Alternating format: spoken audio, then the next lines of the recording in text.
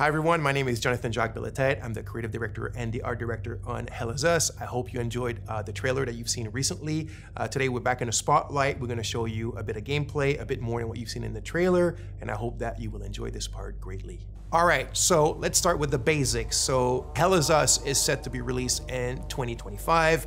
It's for pretty much everything. So Xbox Series X, PlayStation 5, and PC. So the game is a bit of a take back to games from the 1990s. We're a team of passionate people. The average on the team is like 20 years of development experience. So we're from different generations and we have a lot of love for how the games in the 90s were made and how they were played and experienced, especially the fact that there was no hand holding, there was no silver plattering. You kind of had to figure stuff out by yourself. You were really in control of your exploration and your own discoveries. And this is what we're trying to do in Hell Is Us. Obviously with modern flair and kind of like modern knowledge of game design and whatnot, but very much put you back in the driver's seat of your experience and of your exploration, and then the result and the joy of your discoveries. So Hell Is Us takes place in a country called Hadia. Hadia is in the grips of a vicious civil war. You play the role of Remy. Remy is actually from Hadia. He was born there, but his mom smuggled him out at the age of 5, like it sometimes happens in those countries. And what I mean by that is Hadia is a hermit state, is a turtle state. It's completely closed off on itself. Nobody goes out, nobody comes in. And that's why Remy's mom decided to smuggle him out so he can have a better life. He grew up in the foster home system, or the foster system in Canada. He's always wanted to come back to Hadia. He wants to find his parents again. He wants to kind of like confront them. He's got a lot of questions for them. He understands why they abandoned him, but yet, abandonment is pretty much the biggest trauma that a child can have. And there's like a loop that hasn't been closed properly for him towards this situation and his parents. When the game starts, Remy has finally been able to infiltrate Hadia during the brutal civil war that I was talking about. Remy is a ON peacekeeper. He quit his post, he went AWOL, infiltrated the country, and this is where the game starts. Remy remembers 2 things, and that means the players remember 2 things. It's that his village of birth was called Jova, and his father was the blacksmith of Jova. Those are the only clues you begin the game with, and these are the only clues that Remy also know. So equipped with this knowledge, with these clues, you begin the game and you try to find your way to Jova. You must be lost to wander around Sinedra Forest. I'm afraid I have very little to offer. A group of strange-looking soldiers arrived here last night in an APC. And perhaps you can ask them for help. It's not the first time I've seen them. They always seem to be snooping around here for something. They parked their APC just beyond the woods, to the north. Once in the woods, follow the wind chimes. They will lead the way through. The gate to enter the woods is locked. Here, take this key to unlock it.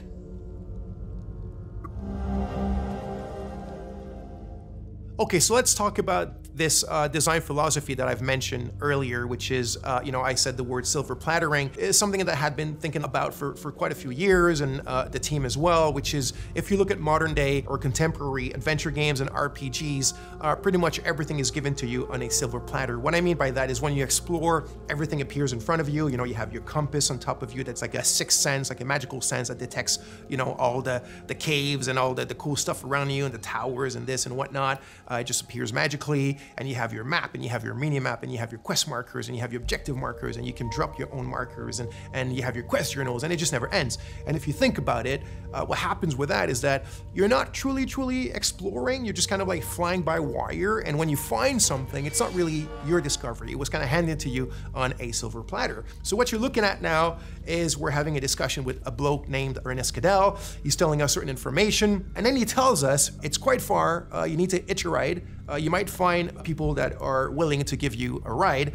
It's up to the north of my house, so you're gonna have to use your compass, but your real compass, right, with the coordinates on it, north, south, east, west, blah, blah, blah, and follow that. And he tells you that in the Lost Woods, in order to find your way out, just follow the wind chimes. He says, I've attached them there for my kids when they were young because they kept on getting lost in those bloody woods. And then he tells you, follow the sound of the wind chimes and you'll find your way on the other side of the woods. that's how we do it. It's very organic, it's very realistic. You know, someone in real life could have told you the exact same thing. So the environments, the visuals of the game are not just there to illustrate, they're there to communicate. So you need to play the game, you need to open your eyes, you need to open your ears to what NPCs tell you, and you'll find your way and you'll discover things, and you will truly own your discoveries and the great joy that comes with that.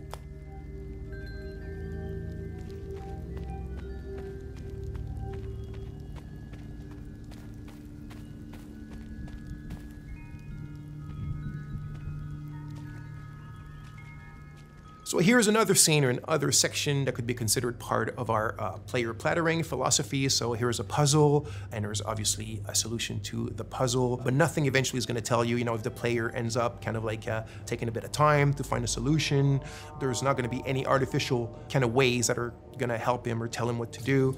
Remy's not going to start talking to himself, or i.e. talking to the player with, you know, little clues and whatever. It's really up to you to figure them out. And in the way that the player plattering is inserted in this, we have a good example here with your trusty drone named Cappy. By the way, you can tell now that Remy has his poncho and he has his sword and he has his drone. So it's after he's acquired them, right? Because at the beginning of the game, you saw he was not dressed like that. Now there's a reason why he ends up dressed like this. There's a reason why he needs these things, this equipment, but we don't need to get into these details today. So anyway, there's an ancient language in the country and you kind of find it throughout the game.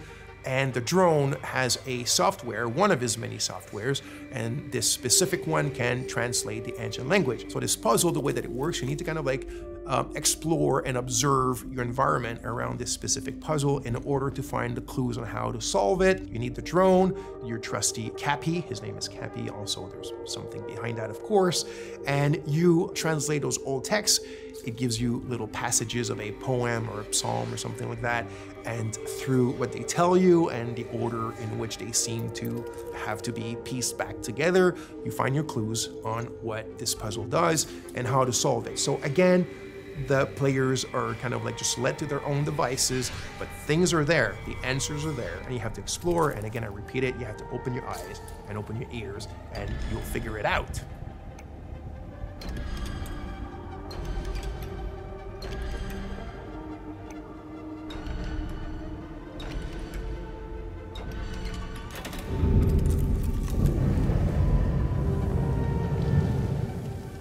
So by now, you've seen a lot of what I guess is like exploration and looking around and talking to people and doing puzzles and all that kind of sweet stuff. But if you've seen the trailer, you of course notice that there's another big aspect to the game, which is third-person melee combat. So we like to say that the game is 50% exploration and 50% combat. The game is not at all only about combat, and it's definitely not at all just walking around and figuring stuff out. It's the combination of both, and we also think that the way that we've combined them is quite refreshing and quite unique in Hell Is Us. So, like I said, combat is an integral part of the game. I do want to emphasize now that we're not a Souls-like game. The game is a lot more mid-core. It's have fun, get in it, and hack and slash. It doesn't mean it's easy. It's not overly hard. There's a learning curve, there's subtleties, there's little things that we've invented just for the flair and the flavor of Hell Is Us. It's very crunchy. I think the friction is pretty good, and I hope you'll enjoy it. So there's a wide variety of enemies in the game. So we have kind of like the more common enemy type, which we call the Hollow Walker. So it's these kind of humanoid, bipedal, white enemies that you can see here with the holes in their faces and their chests and whatnot. So obviously there's a reason why they're called Hollow Walkers, and there's different types of them and different kind of tiers of strength and powers. But when you're facing pretty much the biggest threats in the game, it's what we call like a dual entity. So it's like a Hollow Walker has a haze inside of it. So it's when the haze is present. I'm not gonna get into the details right away of what the haze represents. It's all part of the lore and what you will figure out in the game. But when you're facing a combo like these dual entities, and it can go to like 3 of them, 4 of them, there's the herders, there's the fervents, and different types like that. But that's when you really need to master the combat system. That's when you start having to use all the tools and techniques at your disposal. The drone has tons of skills to upgrade it, and the drone is very much your little sidekick to help you in fighting multiple enemies at a time. He's not a sidekick in the sense where he talks and he has an AI. He's very much a drone that has its own protocol to do this crowd management during the combat. So you have your different weapons, you have your limbic skills, attack to weapons, which is basically you consider as your magic, even though in the game it's not considered magic, there's kind of like a scientific base to them. But that's when you really need to master all the little subtleties of the combat system, use all the tools in your arsenal and at your disposition, and get in the melee with these kind of dual or triple or quadruple entities and being able to manage them and be victorious. So like I mentioned, here specifically, you can see a combat against a limbic entity that has multiple hazes attached to the Hollow Walker. That's when it gets really complex, it gets very overwhelming because you're alone, but you got your trusty little cat. So you need to use its skill. So for example, Cappy has a skill where you can distract an entity, either a haze or a Hollow Walker. You can use the forward charge, which is one of my favorite. You also have the Typhoon. You have the super dash skill, which is another one of my favorites. So you can start dashing sideways, forward, backwards, really, really fast. It gives you like this Japanese action game style. And then you also have your limbic skill. So you need to find the glyphs in the game and you need to attach them to your weapons. And this is when you start getting powers that come from these weapons that allow you to take care of these enemies in much more powerful and kind of like impressive ways. That's when the VFX and the sound effects all come together and give you this combat bang that we all like and love.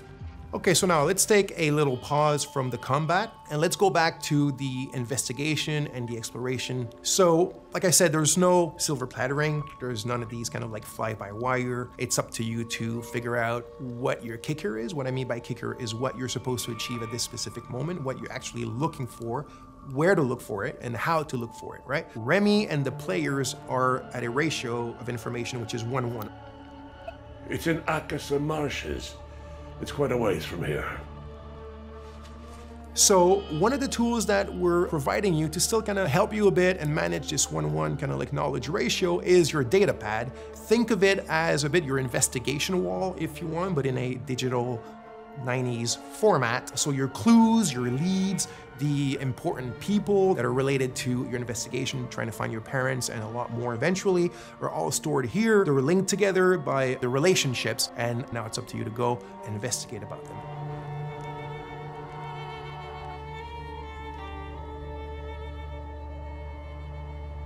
So as you can see here, some of the areas can be quite wide opened. This one here called the Casa Marshes is one of the bigger ones, and as I spoke quite a bit already, the game doesn't hold your hand or doesn't really tell you where to go. So out of your main leads or clues or ideas that you have in your head of what you're supposed to do or where you're supposed to go at any given moment, you will also be attracted by a lot of points of interest or just little things in the environment that pique your curiosity. And as you walk towards them or explore, that's when you'll start also making a ton of like peripheral or side discoveries on your own, things that you cannot solve right away, or things that you might think that there is a thing to be done with it when there's none, and it's all part of the fun stuff and the kind of like experience that we're providing in the game. So as you can see here, there's a tree with people that have been hung. Like I said, this takes place during a very vicious civil war between two different ethnicities in the countries that are still basically the exact same people. And you found this tree. It's actually not part of the Golden Path or not part of something tremendously important in the game, but there's still something around it. There's still something to be found, and it's probably linked to more stuff that you can do in relation to it. But that you had to do your own exploration to find it, and even more of your own exploration and investigation to figure out what it's linked to and what you can do from it if you want.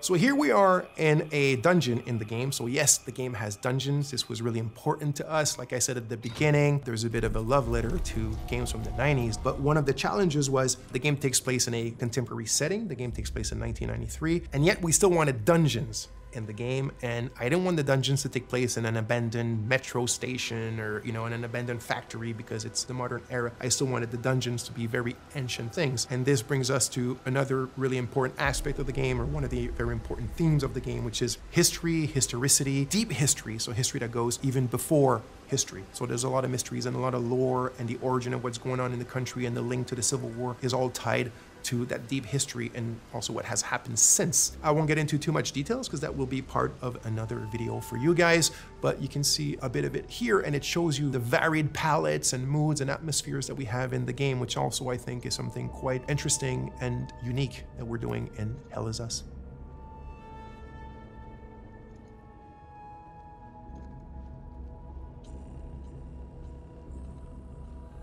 Thanks a lot. Thanks for being with us. I hope you enjoyed it. I'm extremely grateful to have you guys following us, the team as well. So just to repeat, the game Hell Is Us will be released in 2025 as box series, PlayStation 5 and PC. And there's a lot more coming soon about the game. This is just the beginning.